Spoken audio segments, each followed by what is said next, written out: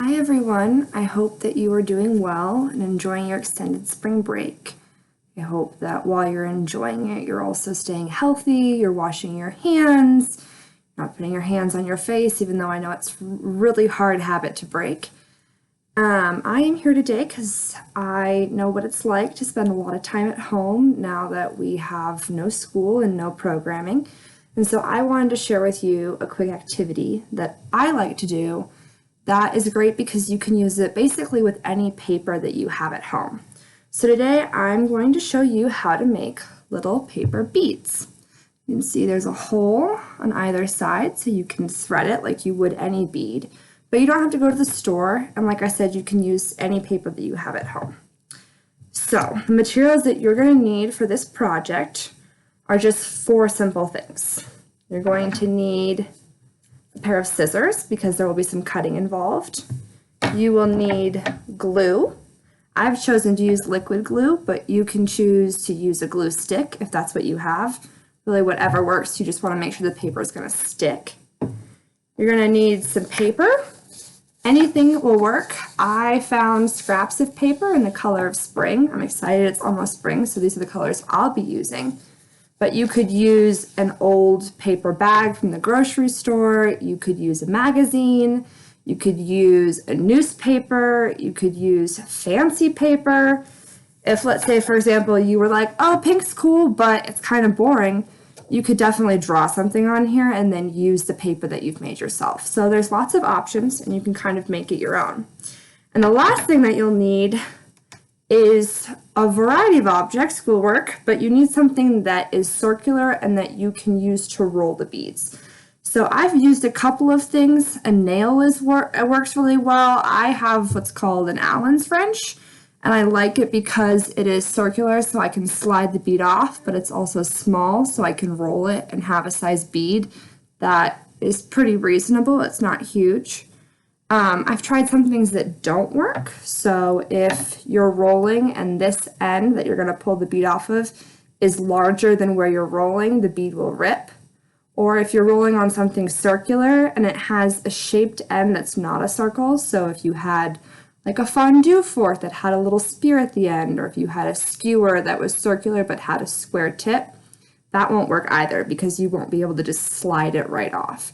So you want to find something that is small, like a nail or like this little Allen's wrench, and then is also circular at the end or is pointed and goes down so you can just slide the bead off. Okay?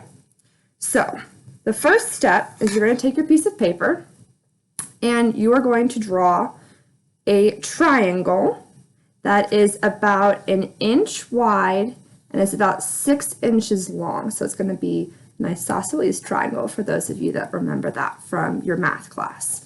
So I'm just going to eyeball it. If you feel like you need to use a ruler, go ahead and use a ruler. And the more comfortable you get with this, the less that you will need to have a ruler or even to draw. You can just estimate it with your eyes.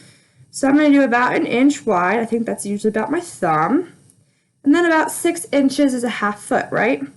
So I'll just draw it up real fast. Like I said, it's not perfect. It's clearly not drawn with a ruler, but I wanted something that's a rough estimate so I know where to cut. Okay, so you're going to draw your little triangle. The next step is to cut it out. Okay, like I said, you don't need to be perfect. So we'll just go here and cut along our little triangle line. Now, if you want beads that are large, you will want the base that you draw to also be large because we'll be rolling from here up. And so this determines how wide or how big your bead is. So for example, I made one that was really small in comparison to the other one I made, right? And so if you want big beads, I would recommend that you draw a triangle with a really big base. And if you want smaller beads, you could make the base smaller. So now we have our triangle cut out. We're going to take whatever object, nail, Allen's wrench, whatever small little object you've found. You can even try a toothpick, honestly. And you'll put it at the base of your triangle, okay? So just like this, so put it at the base. And you're going to roll just so the papers begin to touch. So think you're going to do basically 1 roll. You could maybe do 2 if you wanted. So I've done my first roll, and it looks like that, okay? So I've just taken the paper up to meet this next bit. So you can see where I'm rolling. I'm gonna keep rolling like this. Now I find it easier in this circumstance to hold it when I put the glue on, but you might find it easier depending on what you're using to roll to just leave it on the table, okay? So that's up to you. So now I'm gonna take my glue, which I probably should have opened before I started, so tip to you all when you start. And you don't want to put a lot down because as you're rolling, any glue that you put on here is just going to be squeezed out. So you want to make sure it's enough glue that it will stick and your bead won't unroll, but you don't want to put so much on it that it gets wet or that the bead falls apart or the paper rips. So I just like to put a little bit all the way up, just kind of soft, and ooh, that was a lot. If you put too much on, like I just did, you can always use your fingers just to wipe it off. And I have a piece of paper right here. Wipe off the excess glue, and then you're good. So you can tell I didn't put a lot of glue on, just a little bit. And I'm going to continue to roll, and you're rolling towards the point, right? So I'm here, and this is what it would look like if it were facing me. And I'll just keep rolling and rolling all the way up. And then, when I've reached the top, the bead should just be rolling on top of itself. So I shouldn't be making a bead that's twice as wide as what I've cut. It should just be rolling on top of the material, okay? I roll it up, and I found with some of my beads that the very tip just doesn't want to stick. And so I've had to smooth it down with my finger, or if it comes unrolled, I just grab a little bit of extra glue and then pin it down. So you can see, this is the bead we just rolled together. It's pretty small, right? A little bit less than an inch because it's a little bit smaller than my thumb. And you can see it has 2 holes on either side. So I'm going to wait for this to dry, and I'm going to do a couple more with you just to make sure that we understand the process because it took me a little while to do it. And then we can string some beads. So make sure you have all your materials. You have your glue, your paper, right? So I've chosen pink, green, and yellow because that's what I wanted. But like I said, you could choose anything. You could choose an envelope from the mail today. If somebody doesn't want it, you can definitely use an envelope. You'll want your scissors, and then you'll want whatever little thing you found to roll with, okay? So what was our first step? We are going to draw our triangle. So like I said, you want it to be, you know, about an inch on the bottom. You can make that bigger, you can make it smaller. You could try and make a like massive bead. You could make one super, super small. That will just determine, like I said, how big your bead is at the end. So you're gonna draw the base. And then, as we've already seen from my cutout, you're going to draw a triangle that is shaped somewhat like this, okay? So it's gonna meet at the point, and you want it to be a fair bit long so that way you get a big enough bead that it's not gonna fall apart. So I like to think 6 inches, okay? I'll draw with you. Okay. Might take you a little bit longer because you're using a ruler, and that's perfectly fine. You might have beaten me to it because you didn't need to draw. But I've got my triangle already, and now I'm going to use my scissors, and I'm going to cut it out. Doesn't need to be perfect. We just want to make sure that we have a triangle at the end, so we have something that we can roll up. So here I go, cutting my last side. All right, you're done with your scissors for now. So we've got our triangle, pointy little baby triangle. It's like an ice cream cone flipped. And you're gonna take whatever item you're using to roll. Again, you want it to be circular.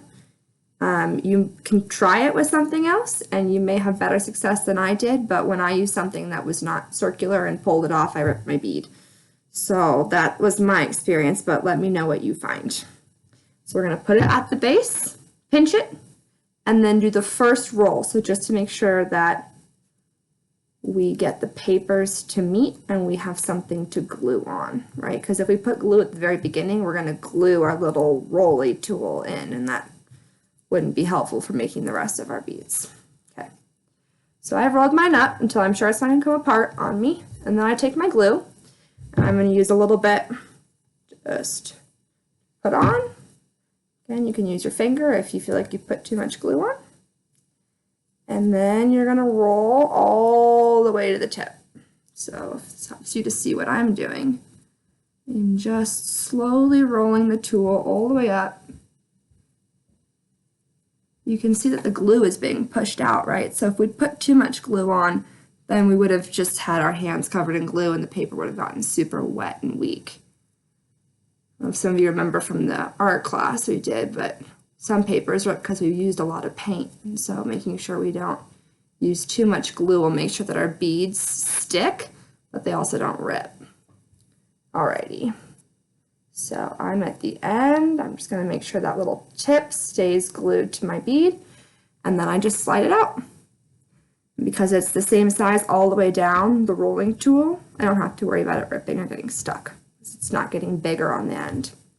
So hopefully now you know how to do your beads. I've already done some, and we can now thread them.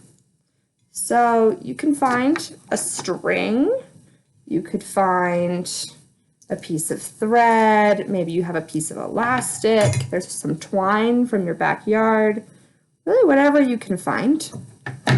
And because these beads are so big and the hole is rather large, you would have to tie a massive knot at the end to make sure it didn't slide off, right?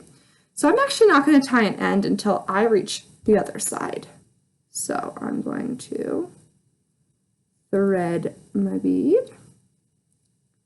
Hopefully it goes through. Oh, there it is. All right, so I've threaded it. And then you can decide the pattern that you want. So maybe you want to rotate colors, maybe you want to do all pink, maybe you've used a magazine so you have cool words printed out on yours, which might be my next project, honestly. And then you're just going to keep threading. Now you might, as I'm sitting here and you're watching me struggle, you might want to wash your hands before you do it because my hands are so sticky. I'm kind of having a hard time doing it. But you can see that I'll keep threading. And then at the end, I can tie the two knots together. And in this instance, I could have made a bracelet, right? Hopefully I will have measured my string next time, but that's what it'll look like at the end. You get your cool paper beads. And like I said, you can make them with a variety of paper. So you can tell I've gotten some here. Got some green, some yellow, some pink. So I hope that you have fun making these beads and that you have a great rest of your extended spring break and that you stay happy and healthy and practice that 20-second washing your hands. Again, saying happy birthday twice. We want to make sure that you are healthy and safe. So thanks for watching.